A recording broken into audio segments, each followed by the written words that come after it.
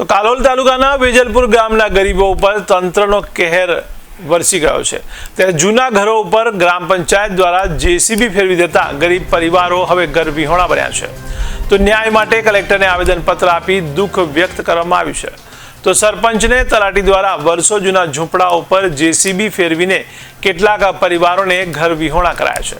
તો વેજલપુર ગ્રામ પંચાયતમાં સરકારની આવાસ યોજનાના દાવાઓ પણ પોકળ સાબિત થયા છે। તો ગરીબોના આવાસ યોજના હેઠળ ઘરો આપવાની વાત તો દૂર રહી, પણ ગરીબ પરિવારના ઝૂંપડા ઉપર જેસીબી ફેરવીને ગરીબોને ઘર વિહોણા કરાયા છે। ત્યારે આ પરિવારો આખરે જિલ્લા કલેક્ટરની શરણે પહોંચી આવેદનપત્ર આપીને રજૂઆત કરી હતી।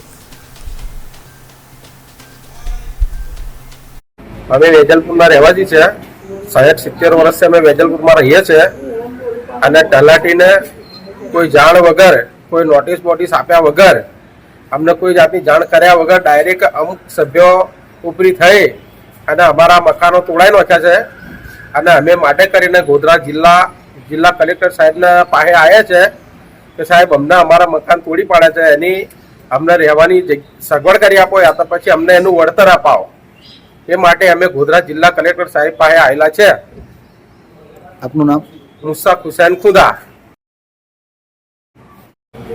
અમારા બહુ જૂના પેલા મકાનો છે સાહેબ, અમારા 70 વર્ષ પહેલાના મકાન છે ને 9 મકાનો તોડી નાખ્યા છે અમારા, ને એ મકાનોનો મને વળતર જોઈએ છે ને અમારા નોટિસો વગર અમારા મકાન પાડી નાખ્યા છે।